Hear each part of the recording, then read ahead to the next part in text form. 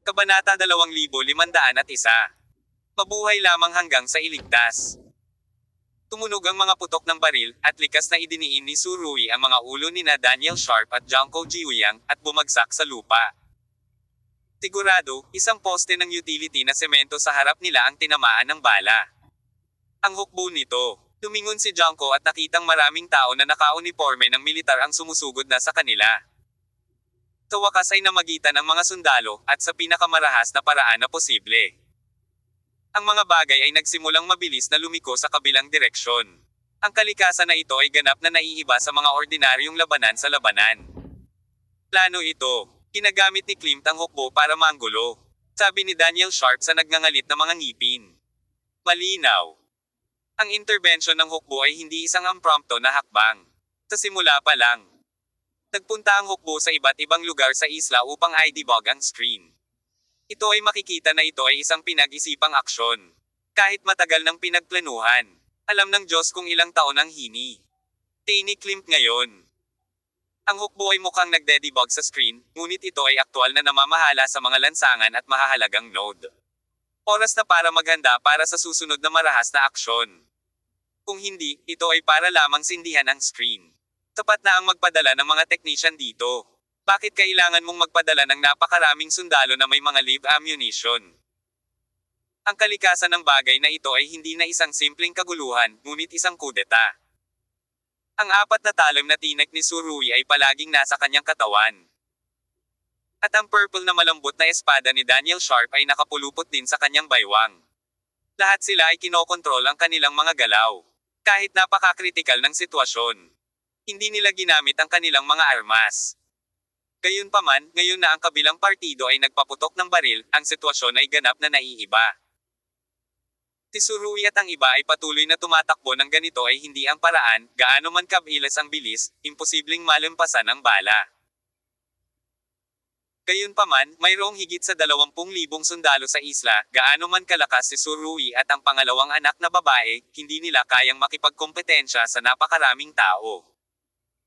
Siyempre, imposibleng higit sa 20,000 katao ang tumitig kay Su Rui bilang isang maliit na grupo. Hanggat nakaka-relax sila ng kaunti, maaaring magdulot ng malaking pinsala ang Su Rui. John Z. Tama ka. Kailangan talaga nating gumawa ng paraan. Si Su Rui at ang dalawang anak na babae ay nagtago sa sulok ng isang eskinita. Ang isang tiyak na distansya ay iginuhit mula sa mga humahabol sa likod. Sa isang pag-iling ng kanyang braso, ang four-edged army thorn ay nahulog na sa kanyang kamay. Pinulupot ni Daniel Sharp ang kanyang mga kamay sa kanyang baywang, at ang purple soft sword na ginamit bilang sinturon ay natanggal na rin. Tanging si Jiangko lamang ang walang dala, walang magawa siyang nagsabi. Nasa kahon pa rin ang aking kutsilyo. Maaaring bawiin ang quadrangular thorns ni Su Rui, purple soft ni Daniel Sharp ang espada ay maaaring ma-deform, at ang mahabang espada ni Jiangko ay walang ganoong function. Dumating siya sa Estados Unidos noong panahong iyon. At ang kutsilyo ay ipinagkatiwala sa isang espesyal na itim na express na ipapadala sa Estados Unidos. Napakaswerteng bagay na hindi mawala ito sa kalahati. Salamat sa private jet ni Daniel Sharp sa pagkakataong ito, hindi sana siya madala ng kutsilyo ni Jiangko dito. Ngunit ngayon, ang mahabang kutsilyong ito na naglakbay sa dagat ay nawala ng gamit tahimik pa rin itong nakahiga sa malita. Masarap magkaroon ng baril sa oras na ito, sabi muli ni Jiangko. Hindi ba madaling makakuha ng baril? Hindi na nagdetalye si Su Rui sa isyong ito, kinaladkad sila at tumakbo ng daan-daang metro, nakakita ng pribadong bahay, at nagtago sa loob. Pansamantalang nawala ng target ang mga humahabol sa likod. Ito na ba ang pagsiklab ng digmaan? Nakakakilabot, ani Daniel Sharp. Ang karamihan sa mga labanang naranasan nila noon ay sa pagitan ng mga mersenaryo at maliliit na lokal na labanan. Bihira na makatagpo ng ganitong sitwasyon kung saan daan-daang libong tao ang ganapin. Nagulo. Kung hindi nila ito naranasan mismo, mahirap isipin kung gaano kagulat ang sitwasyong ito. Ang malalaking mata ni Jiangko ay nagpakita ng pag-aalinlangan at pagkalito. Hindi ko na alam kung ano ang susunod nating gagawin. Ang kanyang pagkalito ay makatwiran, ang digmaan ay kadalasang hinihimok ng iba't ibang interes. At hindi posible na mahigpit na matukoy kung sino ang tama at kung sino ang mali. Masasabi mong mali si Klim, pero mali ba ang mga taga-isla na kinukulam para sa kalayaan? Mahirap husgahan ang kahihinatnan ng bagay na ito sa simpleng salitang tama o mali. Hindi mo na kailangang mag-isip masyado sa oras na ito. Walang hustisya, walang tama o mali.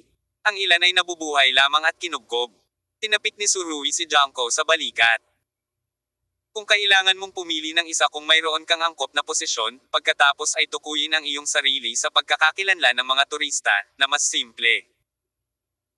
Tinukoy sa pagkakakilanlan ng mga turista, pagkatapos ito ay upang makiisa sa mga turista upang labanan ang simian na naglunsad ng mga kaguluhan.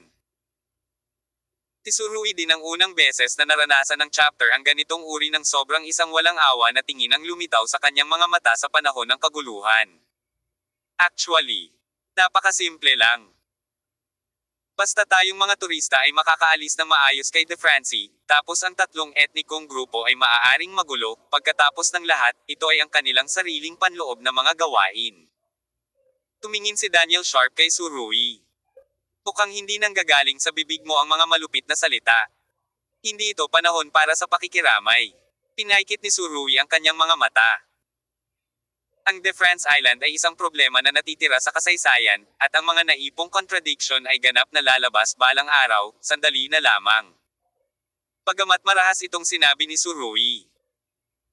Ganito ang katotohanan, ito ay matagal ng labanan sa pagitan ng tatlong tribo, at mahirap lutisin ang katulad na kaso sa kasaysayan sa pamamagitan ng mapayapang paraan. Sinabi ni Daniel Sharp. Hanggat makarating kami sa paliparan, pagkatapos ay maaari kaming umalis sa aming pribadong jet. Napakaliit ng eroplano mo, ilang tao ang kayang hawakan nito? Sabi ni Surui.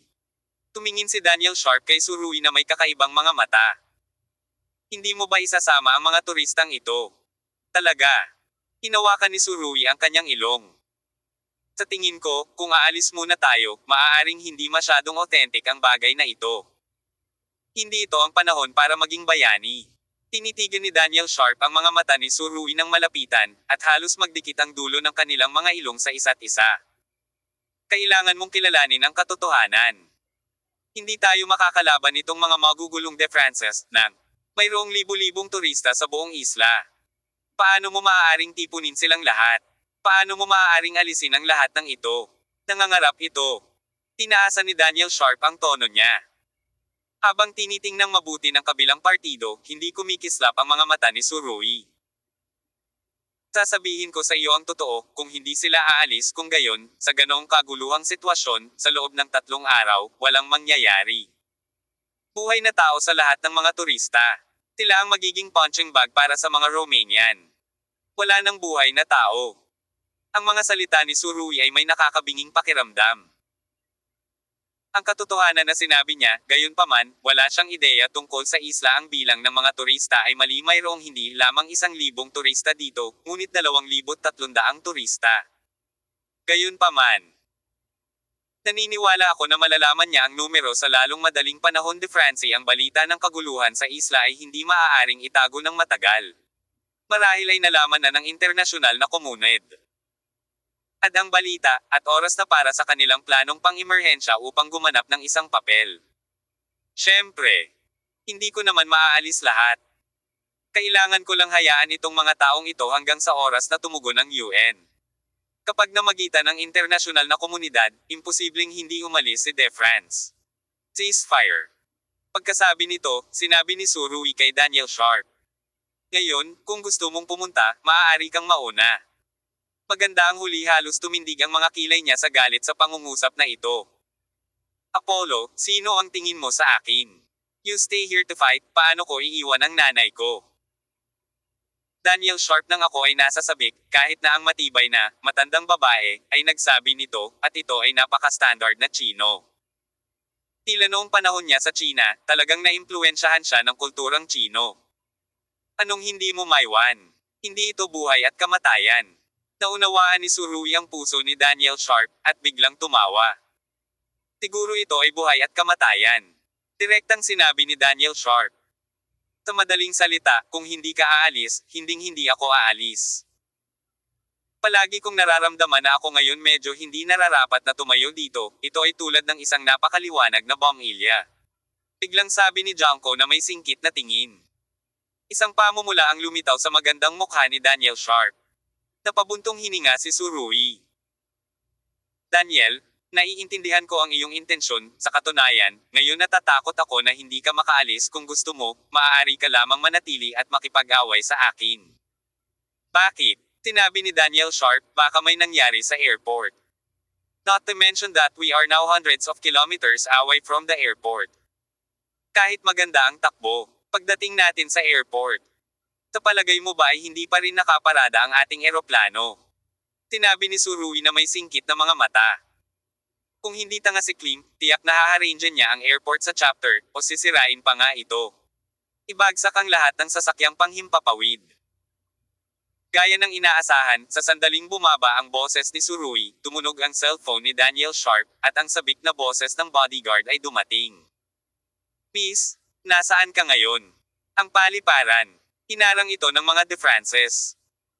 Matapos pumunta sa isla, iginiit ni Daniel Sharp na patuloyin ang mga bodyguard sa airport hotel, hindi para maging tagasunod niya. Pagkatapos ng lahat, sa kanyang opinyon, ito ay isang bihirang pagkakataon upang makasama si Tsuruoy. Bagamat may Junko sa paligid, ang dalawa ay kasalukuyang magkapatid, at si Daniel Sharp ay hindi kakain ng purong suka. Tulad ng inaasahan mo, nawasak ang eroplano. Ibinaba ni Daniel Sharp ang kanyang telepono. Hindi nagtagal, nalaman niyang walang signal ang cellphone. Mukhang napakaingat na tao si Klim, at gumawa siya ng mga hakbang upang simulan ang pagharang sa mga komunikasyon sa buong isla. Ngayon, 100 na lang ang natitira natin. Sinabi ni Daniel Sharp. Kasama ang mga turistang ito, sa ilalim ng tide ng kaguluhan sa buong isla, mamamatay tayo hanggang sa araw kung kailan sasagipin ang ibang mga bansa.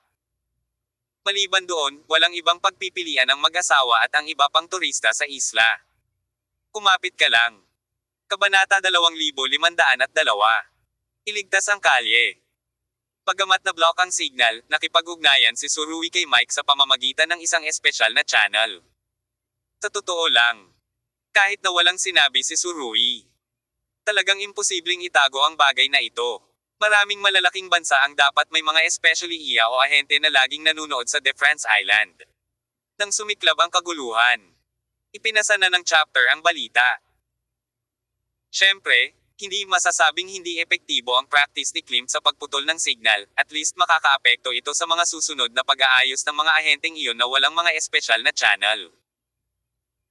Talagang isa itong matagal ng planong kodeetat, at gagamitin ni Klimt ang pagkakataong ito para kumpletuhin ang kanyang mga pagsisikap at ganap na kontrolin ang buong isla.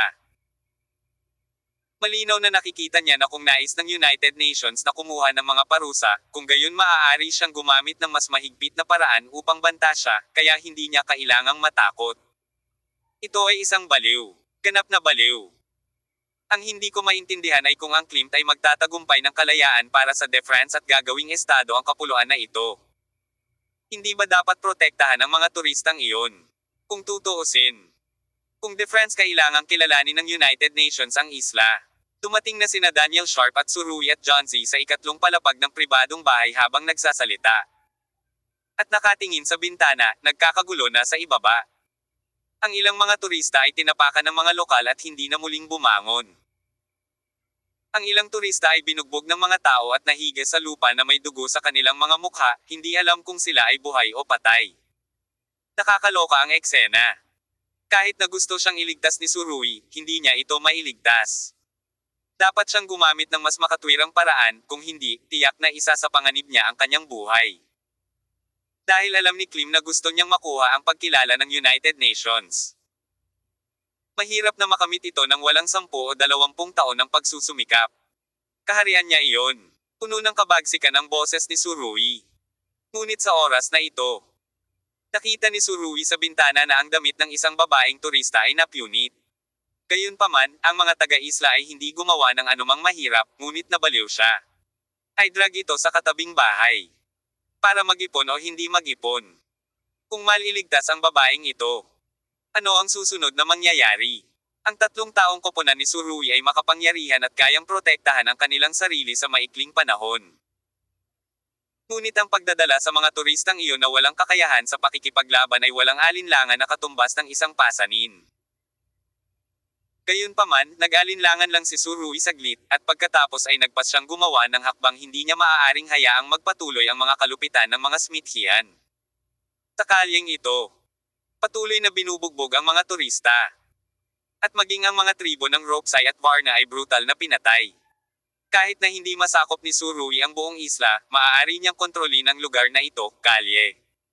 Ayaw na niyang maghintay pa. Hanggang sa walang mas mahusay na paraan, ang lokal na pagtutol ay ang pinakamahusay o kahit na ang tanging pagpipilian.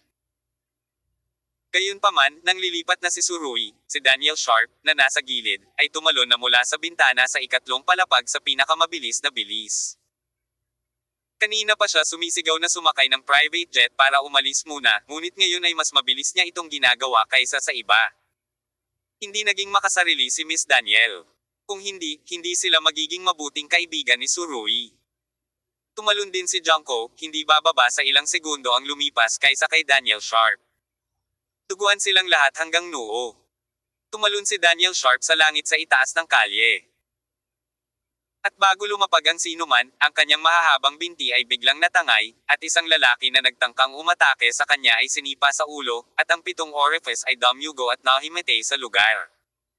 Kaagad pagkatapos, ibinaba niya ang kanyang lilang malambot na espada sa kaliwa at kanan. At ang 2 taong Smiyan na nakatayo sa kanyang harapan ay nabasag sa lupa. At sa oras na ito, ang punit-punit na damit ang babaeng turista ay hinihila ng ilang lalaki papunta sa bahay sa tabi niya. Nakakailang bastard. Pareho silang babae. At ito ay ang pinakamasamang bagay na makita ang parehong kasarian na pananakot. Si Daniel Sharp ay sumugod sa bahay na parang ipoypo. At ang mga bastard na iyon ay si Press ang kawawang babaeng turista sa lupa, galit na pinupunit ang tanging sirang damit sa kanyang katawan. Ang lalaking nang-aapi ng mga babae, lalaki pa rin ba siya?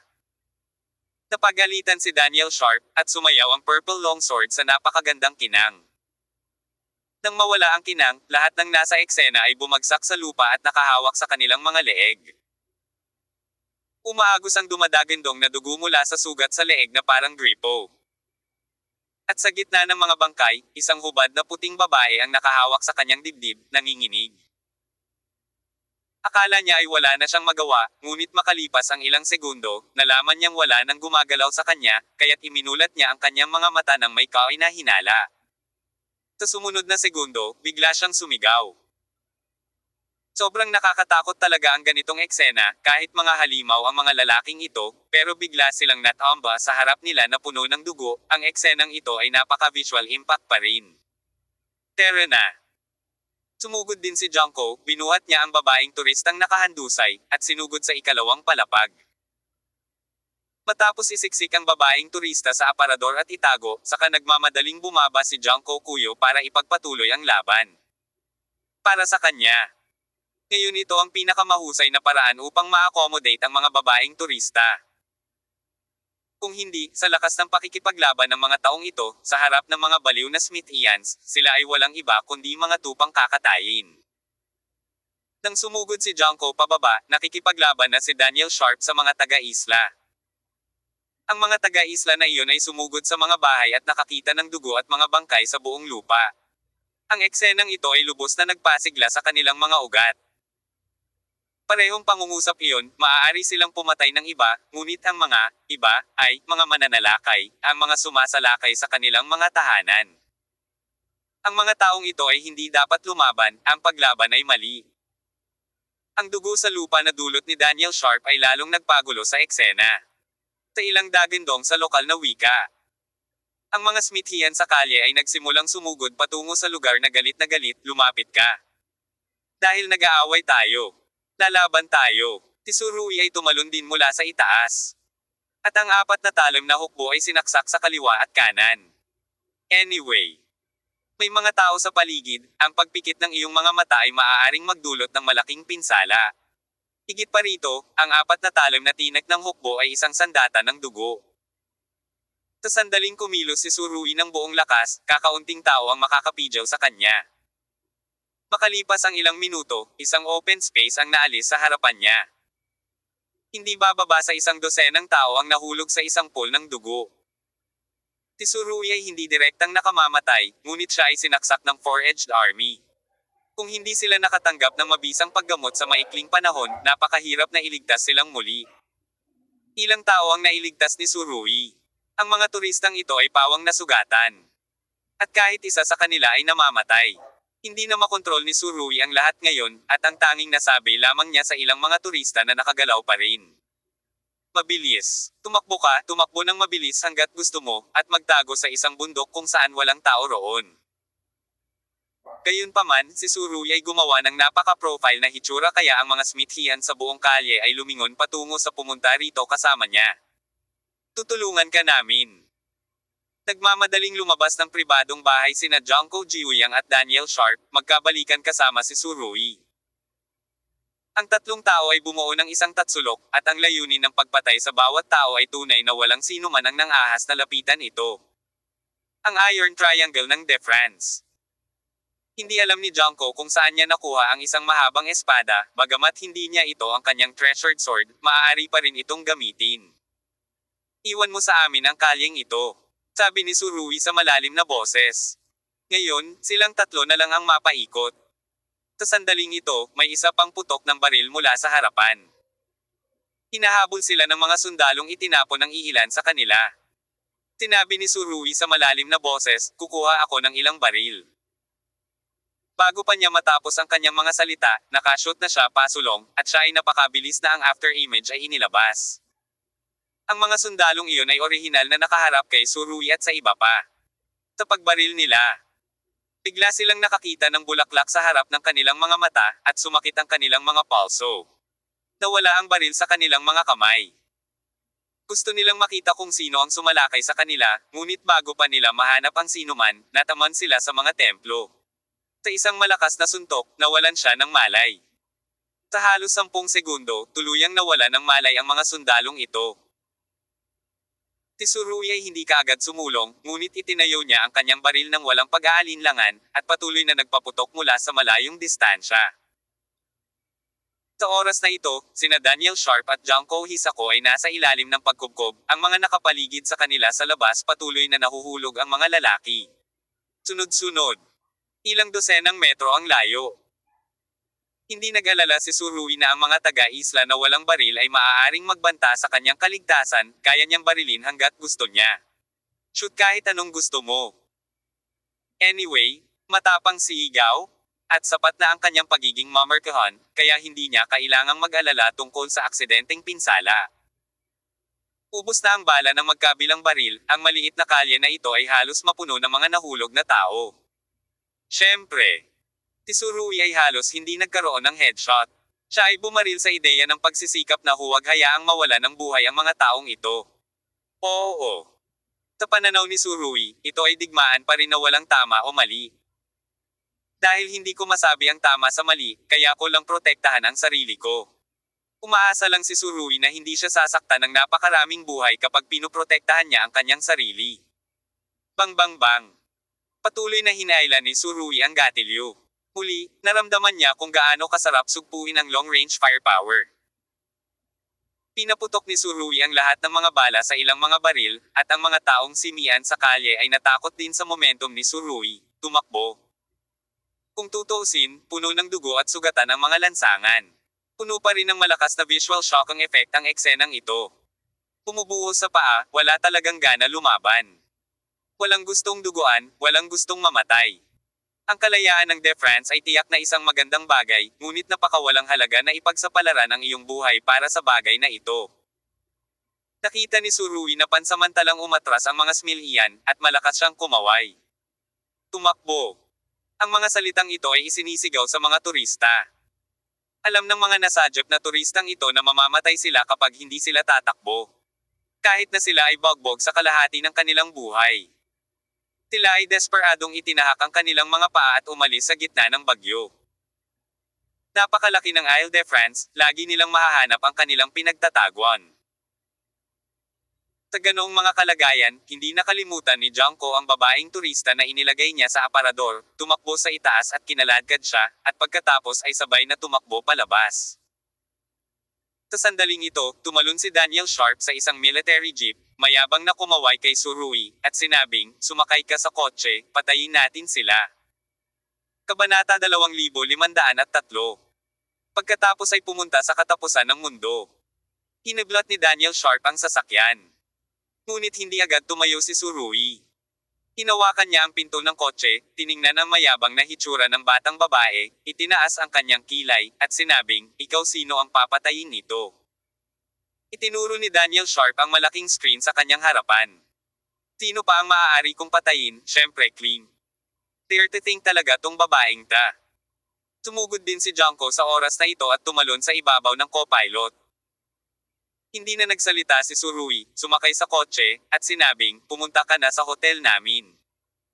"Anong ginagawa mo sa hotel? Tayong tatlo, hindi ba natin kayang patayin si Kling?" Sinabi ni Daniel Sharp. "Kung dadalhin ko ang lahat ng bodyguard sa eroplano, hindi ako naniniwalang makakaligtas si Klimt dito." Malapit na talagang maglaro si Miss Daniel. Si Klimt ay naglunsad ng isang kudeta para sa kanyang sariling makasariling pagnanasa. At ang kanyang ginawa ay naging sanhi ng kaguluhan sa buong De France. Sa kalyeng ito lamang, halos 10 turista ang hindi makabangon, at kung gaano karaming mga turista ang masugitan o mapatay sa buong isla. Sumangayon din si Junko sa pananaw ni Surui. "Pumunta ka sa hotel, kunin natin ang kutsilyo." Sa isang kutsilyo sa kamay.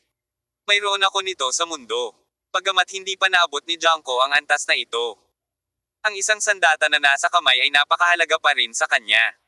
Kung sasalakayin niya si Klimt, dapat niyang hawakan ang mahabang kutsilyong ito sa iyong kamay. Pumunta ka sa hotel, hindi lang para kunin ang mahabang kutsilyo, kundi para obserbahan din ang sitwasyon sa buong isla. Tinulyapan ni Surui si Daniel Sharp. Ang strike Klimt ay talagang isang ideya upang malutas ang problema. Ngunit ang lakas ng iilan sa ating pinagsama ay hindi sapat, at ang pagmamadali dito ng walang ingat ay katumbas ng direktang pagtalon sa isang tigre, sa loob ng bibig. Well, hindi sapat na dumikit sa pagitan ng iyong mga ngipin. Sa pananaw ni Surui, si Klimt ay lubhang tuso, upang maprotektahan ang kanyang sarili. Ang ganitong uri ng tao ay madalas na magagawa ang lahat ng kanyang makakaya. Siya ay dapat na nag-set up ng isang ambush upang hintayin si Surui. Dahil sa kasalukuyan ay nasa islang ito, siguradong hindi kakaunti ang mga tao na may parehong pananaw sa Surui. Ngunit paano kung talagang napatay si Klimt, masusupol ba talaga ang kaguluhang ito? Alam mo, ang buong pamilya Smithian at lahat ng mga konserbatibo ay ganap na nawala sa kanilang isip. "Mag-ingat ka sa unahan." Biglang sumigaw si Surui. Pagkatapos ay humandar ng malakas ang sasakyan. Napakabilis ni Daniel Sharp. Itong makalumang jeep na ito ay kayang magmaneho ng hanggang 120 kada oras ang limitasyon. Dagdag pa ang kondisyon ng kalsada sa De France ay hindi masyadong maganda. Pagmamaneho delikado ang mga oras, at kung hindi dahil kay Surui at ang pisikal na fitness ng iba, matagal na sana silang nagkapira-piraso. Dahil ang pangunahing kalsada ay karaniwang hinaharangan ng mga handang-handa na Smithian at konserbatibo. Ang matinding labanan ay makikita sa lahat ng dako. Ang pagdanak ng dugo ay kung saan-saan. Sa kasong ito, Daniel Sharp kailangan nilang pumili ng isang mas malayong kalsada, at dahil walang nabigasyon, sila maaari lamang magpatuloy sa pamamagitan ng memorya. "Sabi ko miss, pwede ka bang mag-ingat?" Sinabi ni Surui na may matinding kawalang kasiyahan. Hindi pa tapos ang mga salita, nang dumaan sa isang puddle ngayon. Hindi sinasadya ni Daniel Sharp na bumagal. Ang jeep ng militar ay hamatak ng malakas, na naging sanhi ng ulo ni Surui at ang bubong ng sasakyan ay tumama ng malakas. Ngunit hindi ito namalayan ni Daniel Sharp. Lalo siyang nasasabik habang nagmamaneho, at wala talaga siyang pakialam. "Anong lokong babae?" Sinabi ni Surui ang isang bagay na labis na hindi nasisiyahan. Ngunit wala siyang magagawa tungkol sa kabilang partido, magagamit lamang niya ang kanyang mga mata upang ipahayag ang kanyang damdamin. Sa oras na ito, biglang naisip ni Surui ang isang napakaangkop na metapora. Ang kasalukuyang Miss Daniel ay parang ligaw na kabayo. Well, tahimik na parang birhen, gumagalaw na parang baliw na kuneho. Sa sandaling ito, lumitaw ang dalawang sundalo 50 metro sa unahan. Hawak-hawak nila ang kanilang mga baril, ngunit nang makita nilang may paparating na sasakyang militar, binawi nila ang mga baril. Ngunit pagkatapos, sa pamamagitan ng front windshield ng kotse, nakita nila ang dalawang babae na nakaupo sa front row, kaya itinaas nilang muli ang kanilang mga baril. Tigil-tigil. Putukan kung hindi ka tumigil. Tigaw ng dalawang sundalo sa kanilang lokal na wika. Gayunpaman, hindi lang binagalan ni Daniel Sharp, kundi direktang tinapakan ang accelerator hanggang sa ibaba, biglang bumilis ang sasakyan, at tumama sa harapan. Ipapadala ka ng babaeng ito sa langit. Tigaw ni Daniel Sharp, tapos binatukan ng 2 beses, wala nang time makipagbarilan ang 2 sundalo, diretso silang nahuli sa di kalayuan bump away. Yuhu! Napasigaw si Daniel Sharp sa tuwa. Ngunit sa sumunod na segundo, hindi na siya makaiyak. Dahil tumawid na ang sasakyan sa intersection, mahigit 100 sasakyan ang nakaparada sa magkabilang gilid ng intersection. Lahat ay mga sasakyang militar. Sa kasong ito, ang mga bagay ay naging mas mahirap. Nais ni Daniel Sharp na lumihis mula sa landas, ngunit hindi niya inaasahan na direktang bumagsak sa pugad ng trompeta. Bukod sa 12 ng mga sasakyan, mayroong hindi bababa sa 100 tropa na nagtitipon. Ito ay isang lugar ng pamamahagi ng tropa. Mabilis, mabilis, mabilis, mabilis. Tigaw ni Surui. Buti na lang at na-realize din ito ni Daniel Sharp, tumigil siya sa pagsigaw, at mabilis na sumugod. At sa oras na ito, nagsimula ang putok ng baril, putok, putok. Ang bilis talaga ng reaksyon ng mga sundalong ito. At ang galing ng marksmanship. Halos sa isang iglap, ilang butas ang nasuntok sa puwitan ng sasakyan. I guess may nakilala tayong elite team. Sabi ni Surui na may matigas na mukha. Si Surui ay dati nang nakipaglaban sa hukbo sa isla ng De France. Siya ay bihirang magkaroon ng ganoon kabilis na paggalaw at tulad ng tumpak na pagmamarka. Medyo malupit na sabihin. At walang pinagkaiba sa rabble. Alam mo, si Daniel Sharp ay nagmamaneho ng napakabilis noon, at agad na nagbukas ng layo na daan-daang metro. Hindi naging madali ang paglalaro ng tumpak sa ganitong estado. Hindi kaya naka-encounter sila ng Special Forces ngayon. Magkakaroon ba ng ganoong team sa ilalim ng mga kamay ni Kling? Malinaw na napansin ni Surui mula sa rearview mirror na ang mga uniforme ng mga sundalong ito ay iba sa mga nakita niya noon. Sa sandaling ito, ang kanang gulong sa likuran ng kotse ay sumabog. Pinitukan ng katawan. Hindi inaasahan ang pagiging mamarkahan ng kalaban. Sa shot na ito, napagpasyahan ni Surui na nakatagpo na nila ang mga elite na tropa ni Kling. 100 tao ang nagtipon dito, hindi alam kung ano ang gusto nilang gawin, ngunit nahuli sila ni Surui. Ituloy ang pagmamaneho, huwag tumigil. Hinawakan ni Surui ang handrail at mahinahong sinabi, Miss Sunere, ito na ang oras para talagang subukan ang iyong kakayahan sa pagmamaneho. Sinabi ni Danny Sharp, hindi ako masusuklam sa iyo. Bago pa siya matapos magsalita, pumutok na naman ang kaliwang gulong sa likuran ng sasakyan. Sa pagkakataong ito, mas mahirap maglakbay ang sasakyan, ngunit hanggang kailan ito makakatakbo ng ganito, umaasa sa balat ng gulong at wheel hub.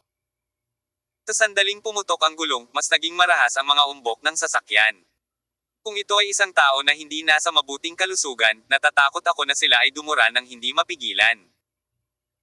Gayunpaman, nakita ng grupong ito ng mga elite na sundalo na lumawak ang distansya, ngunit hindi na nila ito hinabol pa. Kahit na may mga sasakyan silang militar, kahit na pinatay sila ni Daniel Sharp, isinuko pa rin nila ang pumatay. Bakit hindi sila humabol? Tanong ni Daniel Sharp na medyo naguguluhan pa rin. Parehong pumutok ang sarili kong gulong. Kahit na hinayla sila palayo ng 2 o 300 metro, kung ang kabilang partido ay nagmaneho ng kotse at hinabol sila, tiyak na maaabutan sila. Gayunpaman, sa ilalim ng mahusay na sitwasyong ito, ang mga sundalong ito ay sumuko sa kanilang pagtugis. Malinaw na mayroon silang mas mahahalagang bagay na dapat gawin. Sinabi ni Surui na may singkit na mga mata, mukhang nakabangga tayo ng isang napakakawili-wiling bagay. Ang mga mata ni Junko ay nagningning sa pananabik na subukan. Kung gayon, sirain natin ang plano ng grupong ito ng mga sundalo. Pinaikit ni Surui ang kanyang mga mata. Pumalik ka ngayon sa hotel para kunin ang kutsilyo ni Junko, at pagkatapos ay magpalit ka ng mas magandang kotse. Atakihin ang mga lalaking ito.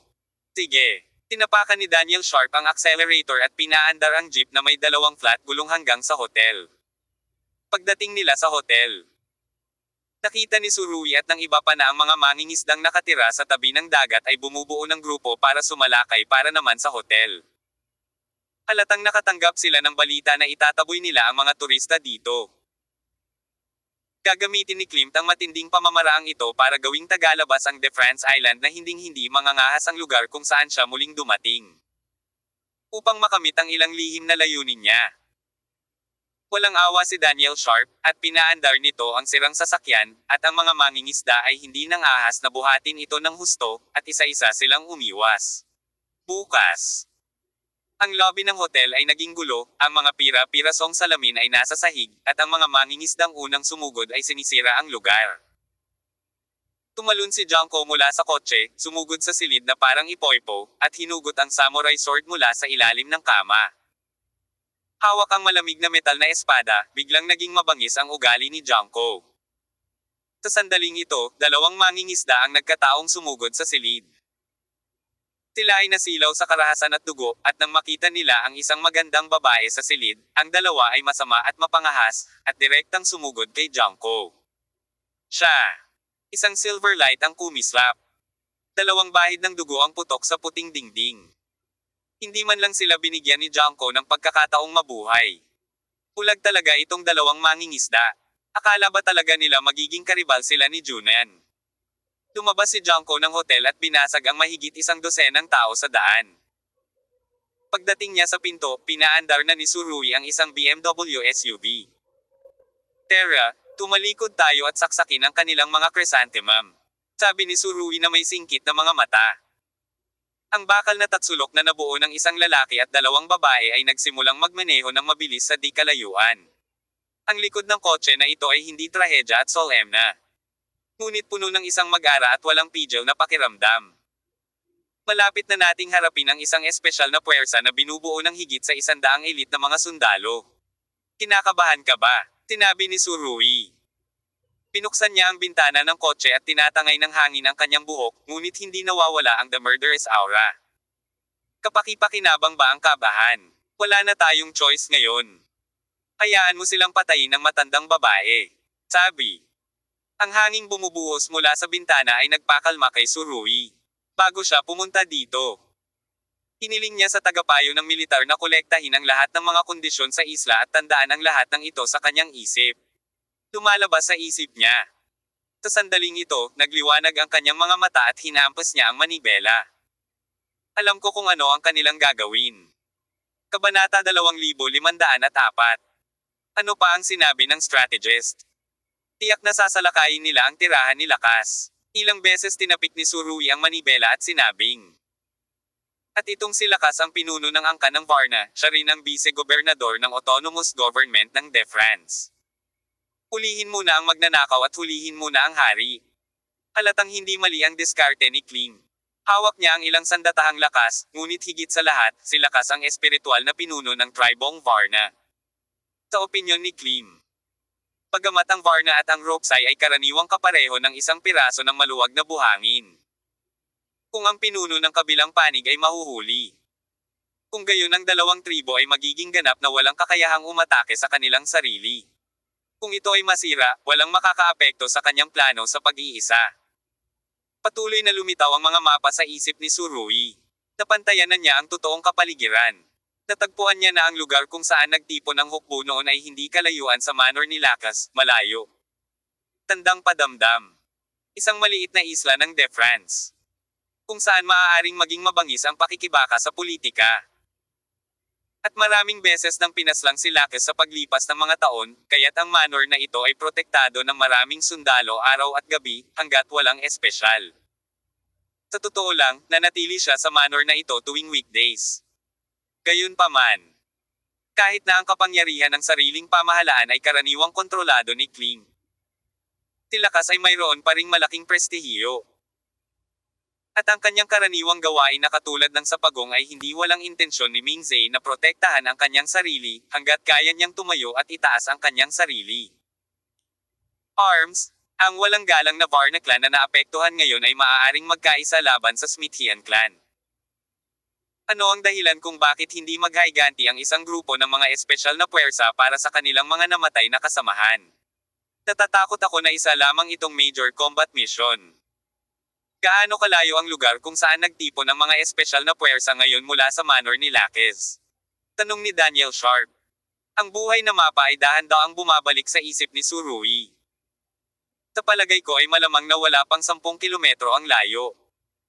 Medyo malayo ang manor ng Laques. Kung siya ay full pa rin sa manor, malamang na makatagpo siya ng malaking panganib sa hinaharap. Wala na tayong ibang pagpipilian ngayon. Pinaikit ni Surui ang kanyang mga mata. At, ayon sa aking pagtatansya, maaaring umalis si Klimt sa kanyang gobernador palace ngayon, pagkatapos ng lahat, ang layunin doon ay masyadong halata. Madaling salakayin ng mga rebelde. Ililigtas natin ang lakas ngayon, at medyo mahirap pa rin, at hindi tayo sigurado kung ang kabilang partido ay nasa manor o wala. Sabi ni Daniel Sharp. Dapat nasa manor siya. Si Klimt ay may mas maraming balita kaysa sa atin. Ang sitwasyon ng labanan ay hindi mahuhulaan. At ngayon ay maaaring humihitit ng tabako si Klimt, tiningnan ni Yuzay ang buong isla sa isang palayok ng lugaw, at ang dugo at pagkamatay ng iba ay tila isang napakalugod na bagay para sa kanya. Iniisip niya na siya ay naging isang behemoth sa buong isla. At maaaring hindi niya napansin ang tatlong maliit na hipon, na si Surui, ngunit anumang lugar kung saan naroroon ang Surui ay puno ng mga variable. Ang tatlong taong ito ay maaaring pukawin ang buong DeFrance sa pamamagitan ng kanilang sariling kapangyarihan. Ang BMW SUV ay tumatakbo sa lahat ng paraan, at hindi nagtagal bago ito nakarating sa dating military assembly point. Gayunpaman, bukod sa dalawang bangkay na nakahandusay pa rin sa lupa, wala ni isang tao ang makita. Dapat iyon ang direksyon. Saglit itong nakilala ni Surui, at pagkatapos ay lumingon sa isang tinidor. Sa kabutihang palad. Ang tagapayo ng militar ay nagbigay kay Surui ng sobrang detalyadong impormasyon. At minarkahan pa ang mga partikular na coordinate ng manor kung saan matatagpuan ang Laques. Tahimik na kinakalkula ni Surui ang distansya sa kanyang puso. Pagkatapos ng isa pang 5 minutong pagma. Maneho, pinababa niya ang slow. Nag-iisip ngayon si Surui sa ibang posisyon. Kung isa siya sa mga espesyal na puwersa ni Klimt. Tiyak na maglalagay siya ng 1 o 2 ambush point sa ganitong distansya upang maiwasan ang mga reinforcement mula sa iba.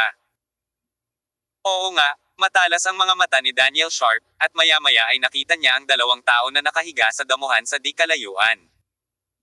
Sa oras na ito, mahinang narinig mula sa malayo ang isang putok ng baril. Mukhang sinimulan na ng mga elite na tropa ang pagsalakay sa manor ng Laques. Ito ay higit na nagpapatunay sa ideya ni Surui. Marahil ay ganoon din ang nangyayari kay Pedala, ang pinuno ng tribong Ropsai. Ngayong dumating na ang usapin, alam ni Surui na hindi siya maaaring pabayaan, kaya sinabi niya. Daniel, sigurado ka bang papatayin ang 2 lalaking iyon? Pinaliit mo rin si Ben Girl. Huminga ng masama si Daniel Sharp, at gusto na lang umalis, ngunit ang pinto sa likod ay binuksan na ni Jiangko Jiuyang, at tumalon siya kahit anong takbo ng sasakyan. Sa susunod na segundo, ang kanyang figure ay naging streamer, at pagkatapos ay nawala sa damuhan sa tabi ng kalsada. Mas motivated si Jiangko kaysa sa akin, sabi ni Daniel Sharp. Nakatitig pa rin ang 2 ambush sa minamanehong BMW Surui, ngunit umihip ang hangin, at biglang sumabog ang sakit, at pagkatapos ay tuluyan na silang nawala ng malay. Naglakad sila sa lahat ng paraan, at pagkatapos nilang pumatay ng ilang tao, nakita nila ang asyenda mula sa malayo. Napakalaki ng manor na ito, at sumalakay na ang elite team ni Klimt. Maraming mga bangkay ang nakahandusay sa labas, at patuloy na naririnig ang putok ng baril sa loob ng dingding. Mula sa sitwasyong ito, makikita na ang koponan ni Klimt ay may absolute strength advantage, at ang mga personal na sundalo ni Lakas ay hindi nila kalaban. Sunod, tayo na ang bahala. Sabi ni Surui, hinampas niya ang accelerator hanggang sa dulo, sinundan ng bukas na gate ng manor, at diretsong pumasok. Kakapasok pa lang ng sasakyan sa pinto nang may hamarang sa 2 tao. Sa paghusga sa kanilang mga damit, dapat silang kabilang sa 2 kampo. Sa bilis na ito, walang maliligtas na tamaan. Walang pakialam si Surui kung aksidenteng nasugatan siya o hindi, nagpatuloy siya sa pag-charge pasulong, kinatok ang ilang taong lumilipad, at pumunta sa bilya sa gitna ng manor. Sa daan, may mga sugatan at bangkay kung saan-saan. Malinaw na inasahan ni Lakas ang eksena ngayon at inayos niya ang kanyang sarili ng maraming tao upang ipagtanggol ang pugad. Ngunit ang kalaban ay napakabangis, hindi ko ito mapigilan. Inihinto ni Tsuruowi ang sasakyan. At pagkatapos ay lumabas ng sasakyan kasama sina Daniel Sharp at Junko. Hindi nakuha ng tatlo ang baril. Sa ilalim ng kanilang matinding bilis. Mas mainam na gumamit ng malamig na mga armas, S-choice. Ngayon, may kaaway na pumasok sa villa na ito. Linisin ng patong-patong, sabi ni Tsuruowi. Habang nagsasalita. Ang kanyang apat na talim na mga tinak ng hukbo ay sunod-sunod na umaatake, at ilang mga tauhan ni Klimt na nakasuot ng berdeng uniforme ng militar ay nahulog sa isang pool ng dugo. Walang laman ang unang palapag ng kabanata. Sumugod si Junko at sumigaw. Nanguna si Tsuruowi sa pag-akyat sa ikalawang palapag at sabay na sumigaw. Bantayan ninyong dalawa ang unang palapag, ibigay sa akin sa itaas. Sa oras na ito, halatang may sumisigaw mula sa itaas na pagpatay at putukan, patuloy ang matinding labanan. Nang sumugod si Tsuruowi sa ikalawang palapag. Babarilan na sana siya ng isang sundalong may assault rifle, ngunit bago pa niya mahayla ang gatilyo, isang itim na liwanag ang tumago sa kanyang mga mata. At pagkatapos ay pumasok sa aking ulo. Bago ipikit ang isa pa niyang mata, may nakita siyang figurang dumaan, at sa kanya binunot ang tinak na four-edged army na nakapasok sa utak niya. Utak at dugo ay tumalsik ng magkasama, nag-iiwan ng malinaw na bakas sa dingding. Tsuruowi ay sumugod sa ikatlong palapag matapos marinig ang tunog. Pagdating niya, nalaman niyang ang ikatlong palapag ay naging parang osera, ang lupa ay puno ng mga bangkay, at ang malakas na amoy ng dugo ay lumutang sa hangin, na nagpapaduwal sa mga tao. Malinaw, ito ang pangunahing larangan ng digmaan. Sa malawak na rooftop ng ikatlong palapag, ang dalawang panig ay naglunsad ng isang mabangis na labanan sa kamay. Mayroong humigit kumulang 100 mga tao sa magkabilang panig, gusot sa isa't isa. Sa katunayan, sila ay karaniwang nasugatan, ngunit walang sino man ang handang umatras. Sa gitna ng mabangis na pakikipaglaban ng mga figurang ito, may isang lalaki na mukhang nasa edad 50. Payat siya at hindi matangkad. May bahid na ng dugo ang isang braso pero lumalaban pa rin. Nakita ni Tsuruowi ang larawan ng taong ito mula sa impormasyon ng dibisyon ng militar, at alam niyang siya ang pinuno ng tribo ng Varna, Lakas. Gayunpaman, nang makita niya si Tsuruowi, maliwanag na lumiwanag ang mga mata ni Lakas. Hindi alam ni Tsuruowi kung bakit nagliwanag ang kanyang mga mata. Ang kanyang kakayahan ay parang kidlat. At ang apat na talim na mga tinak ng hukbo ay patuloy na umaatake, at bawat hampas ay kumikitil sa buhay ng isang kaaway. Sa ilalim ng gayong matinding labanan, ang katawan ni Tsuruowi ay hindi maaaring hindi nabahira ng dugo. Sa wakas, pagkaraan ng 5 minuto, ganap na kalmado ang labanan sa rooftop, at wala pang 5 lalaki ang nakatayo sa tabi ni Lakas. Matapos maranasan ang napakalakas na labanan, si Tsuruowi ay nalagutan ng hininga dahil sa kanyang pisikal na lakas. Mahigpit na ipinagtanggol ni Daniel Sharp at Junko Kuyo ang unang palapag, at ang mga piling tao ni Klimt ay halos patay na. Ang pagpapadala ng napakaraming mahuhusay na manlalaro ay malinaw na nagpapakita na binibigyang halaga ni Klimt ang bagay na ito. Ngunit sa kasong ito, napatay pa rin siya ng limitasyon ng Iron Triangle ng Tsuruowi. Hindi ko alam kung kaya pa ni Klimt ang tinging pababa. Ikaw ba si Lakas? Sa pagtingin sa payat na lalaki sa kanyang harapan, muling kinumpirma ito ni Tsuruowi. Ako ito. Hindi pa rin nawawala ang liwanag sa mga mata ni Lakas, at sinabi niya, ikaw ba si Mr. Apollo? Ngayon, turn na ni Tsuruowi na magulat. Paano mo nalaman na ako yon? Tanong pabalik ni Tsuruowi, ngunit nang sabihin niya ito, ang kanyang mga mata ay kumislap ng mapagbantay na tingin. Sa totoo lang, hindi siya dapat kilala ng kabilang partido. Paano malalaman ang lakas na ito? Alam ang kanyang pag-iral. Hindi agad sinagot ni Rokas ang tanong, ngunit yumuko siya ng malalim at malakas na sinabi, salamat, Ginoong Apollo, sa pagligtas mo sa iyong buhay. Sagutin mo ang tanong ko. Pinaikit ni Tsuruowi ang kanyang mga mata, ang kanyang mga salita ay puno ng diretso at mahigpit. Ang kanyang tono ay hindi pumukaw sa sama ng loob ng kabilang partido. Sinabi ng huli, ang strategist ang nagsabi nito sa akin, sabi niya baka pumunta ka sa De France. Isang military advisor. Paano ito naging opisyal ng militar? Hindi inaasahan ni Tsuruowi na sinabi talaga ni Lakas ang pangalan ng tagapayo. Malinaw na naalala ni Surui na bago siya pumunta rito. Tinanong niya ang tagapayo kung mayroon siyang oras na magkasamang pumunta sa Estados Unidos, ngunit wala ang tagapayo. Napakasimpleng tinanggihan ang sarili. Ngunit ano ang nangyayari ngayon? Paano malalaman ni Lakas na malayo sa isla ng De France ang pangalan ng dibisyon ng militar? Mabangis na kumunat ang mga kilay ni Surui at hinawakan niya ang braso ni Lakas. Sabihin mo sa akin, ano pa ang sinabi ng strategist? Tinabi din ng sarhento. Huminga ng malalim si Lakas. Tinabi niya, kung sino man ang makapagliligtas sa isla, tanging si Lord Apollo. Kabanata 2505. Dalawang tenyente gobernador. Hindi alam ni Surui kung anong gamot ang ibinebenta sa lang ng tagapayo ng militar. Pagkarinig sa sinabi ni Lakas. Dahil dumating na ang military advisor dito sa De France Island, bakit hindi niya sinabi sa sarili niya? Bakit hindi ka pumunta at tingnan ang iyong sarili? Kailan umalis ang tagapayo ng militar? Tanong ni Surui. Aalis ng De France. Hindi masyadong naintindihan ni Lakas. Taglit itong pinag-isipan ni Surui, kaya gumawa siya ng ilang tiyak na pahayag. Kailan ka huling nakakita ng isang military advisor? Ang araw bago kahapon. Lauka may bahid ng paghanga sa ekspresyon ni Si, at sinabi niya. Ipinaliwanag lang ng strategist ang pangungusap na ito. Tinanong ko siya kung saan siya pupunta, ngunit hindi niya sinabi. Ibig sabihin, inaasahan ng strategist ang kudeta ni Klim, hindi ba? Patuloy na nagtanong si Surui, naiintindihan niya ang mga pangunahing punto ng bagay na ito. Iyan ang ibig sabihin ng strategist. Nagpakita ng kahihiyan si Lakas. Sa kasamaang palad, kahit na pinaalalahanan ako ng strategist, wala akong sapat na kakayahan upang labanan ang Klim. Wala kang magagawa. Walang pakialam na sinabi ni Surui. Marahil, pinalakas mo lang ang mga bantay ng iyong manor at ipinaalam kay Yamaguo ang pangyayaring ito. Oo.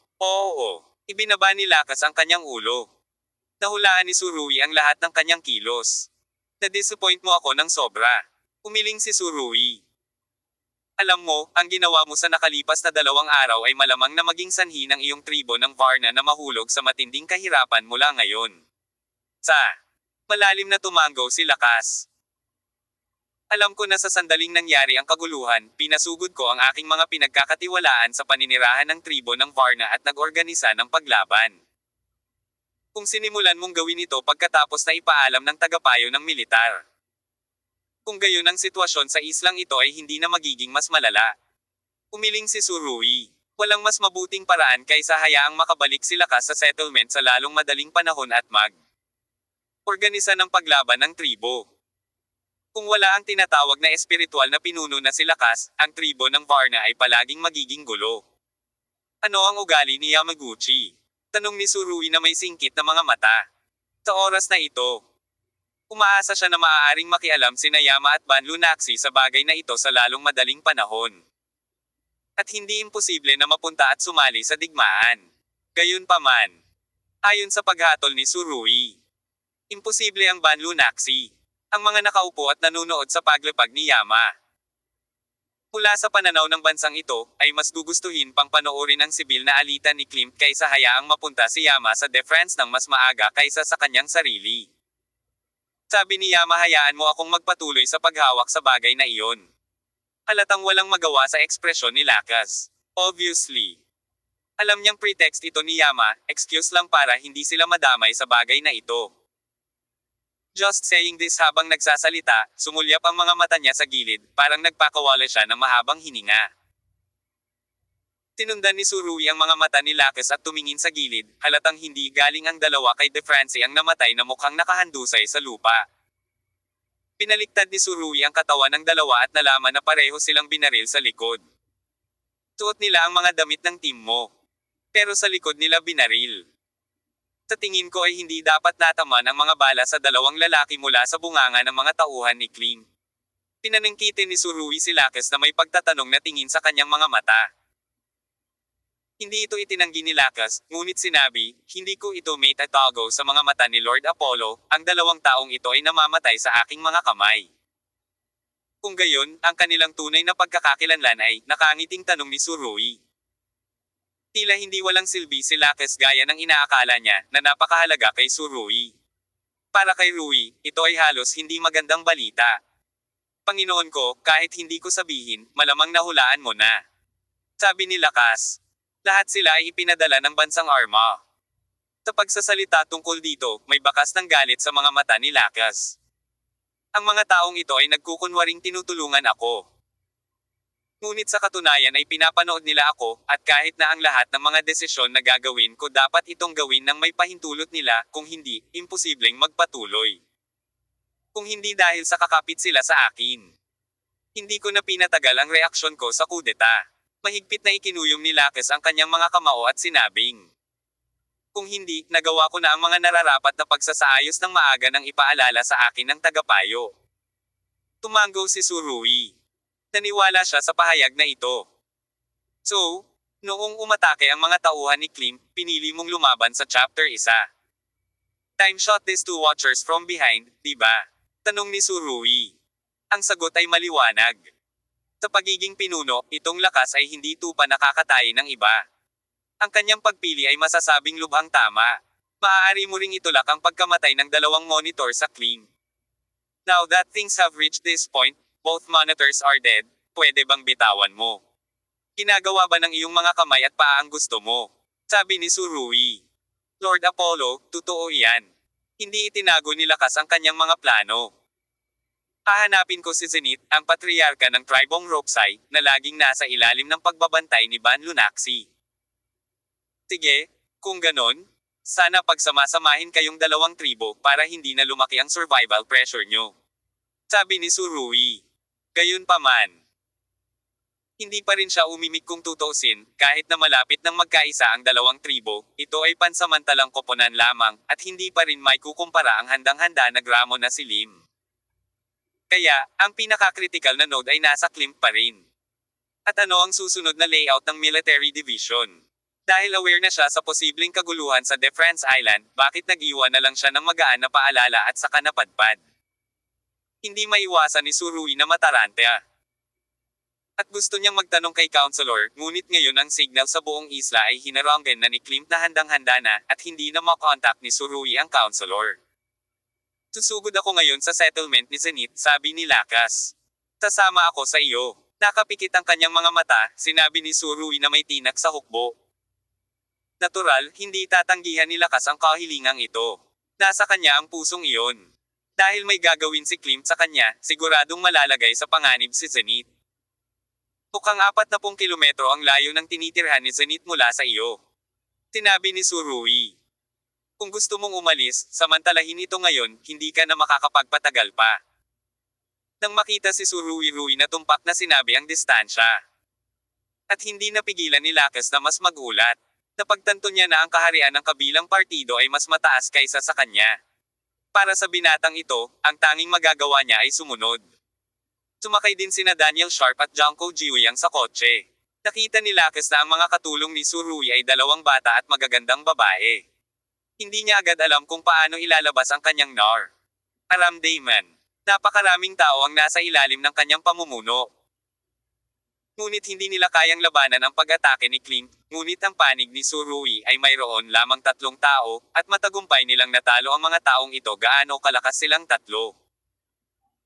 Maraming sasakyan ang humaharurot, at sa wakas ay nakarating sa tirahan ni Zenith pagkatapos ng 20 minuto. Medyo katulad ni Lakas, si Zenith, ang vice-gobernador ng Autonomous Government ng De France, ay palaging nananatili sa kanyang asyenda tuwing karaniwang araw. Pumunta sa opisina. Malinaw. Lahat sila ay aabutan ni Klimt. At ang kanilang lakas ay hindi proporsyonal sa kalaban. Sa mga karaniwang araw, si Mingzei lamang ang nagpoprotekta sa kanyang sarili, kung hindi, maaaring mahirap mabuhay hanggang sa kasalukuyan. Oo naman, nagkaroon ng matinding labanan sa Zenith Manor sa oras na ito. Mabilis na pumasok si Surui at ang kanyang partido sa Manor. Sa daan. Hiniling ni Lakas sa maraming tropa na makipagkasundo sa kanya at dumating upang iligtas si Zenith. Matapos sumali ang puwersang ito.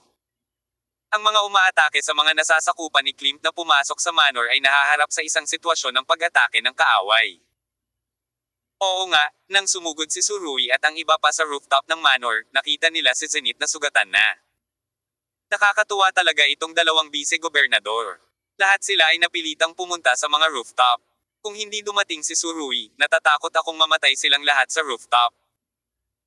Ang pagkakaiba lang ng dalawa ay pinatay ni Lakas ang dalawang monitor ni Yamaguchi sa chapter, ngunit hindi pa ito nagawa ni Zenith. Yung dalawang halatang monitor buhay pa rin ang tao. Lakas, bakit ka nandito? Unang nakita ni Zenith si Lakas. Hindi niya inaasahan na sa kritikal na sandali na ito, ang karaniwang kaaway niya ang nagligtas sa kanya. Kaagad pagkatapos, nagulat si Zenith nang makitang si Lakas ay aktwal na naglalakad sa likod ng isang binata, na halatang ibig sabihin ay ang kabilang partido ay ang Master. Panginoong Apollo, sigaw ni Zenith, kumikinang ang mga mata. Obviously, ang dahilan kung bakit niya nagawang isigaw ang pangungusap na ito ay halatang dahil sa payo ng military advisor. Maganda ang nahulaan ni Tsurui at Tsurui, nandito na rin ang military advisor. Ngunit nang sabihin ito ni Zenith, ang dalawang lalaking nakatayo sa tabi niya ay sabay na nagtanong kay Tsurui. Sino ka? Wala sa mga lalaking ito ang mukhang tipikal ng isang defense. Napakasungit ng dalawa kay Tsurui, ang tagapagligtas, ngunit si Zenith, ang deputy governor, ay sumulyap lamang sa kanila at walang sinabi. Tanging, sa kanyang mga mata, may bakas ng kawalan ng kakayahan dito. Kayo bang dalawa ay taga Banlunaxi Country? Malamig na tanong ni Tsurui. Kung ano ang itatanong namin sa iyo, sagutin mo kaagad. Hindi lang sila sumagot, pero sobrang bastos nila kay Tsurui. Napatingin si Lakas kay Zenith na tumango. Kaya, handa na si Lakas na ilabas ang pistol sa kanyang mga braso. Gayunpaman, bago siya magkaroon ng oras upang gumawa ng susunod na hakbang, isang purple sword light ang biglang bumangon, at pagkatapos ay isinara ito sa sandaling ito ay nabitawan. Sa sumunod na segundo, may lumabas na madugong butas sa lalamunan ng dalawang lalaking ito. Ang dalawa sa kanila ay likas na tinakpan ang kanilang mga lalamunan, at pagkatapos ay marahan na bumagsak sa lupa. Hindi na nakapagpigil si Daniel Sharp at nanguna. Napaka-temperamental na sisiyo, komento ni Tsurui. Galit na tingin ang ibinigay ni Daniel Sharp kay Tsurui. Ayaw lang ng babaeng ito na makitang iniinsulto ka ng iba, mabait talaga siya. Salamat, Lord Apollo. Yumuko ng malalim si Zenith. Bahagyang iwinagayway ni Tsurui ang kanyang kamay. Okay, kung gayon, magagawa mo ang dapat mong gawin upang pag-isahin ang iyong tribo, magkaisa, at labanan ang Kling. Ngunit sa sandaling ito, biglang naglabas ng baril si Zenith.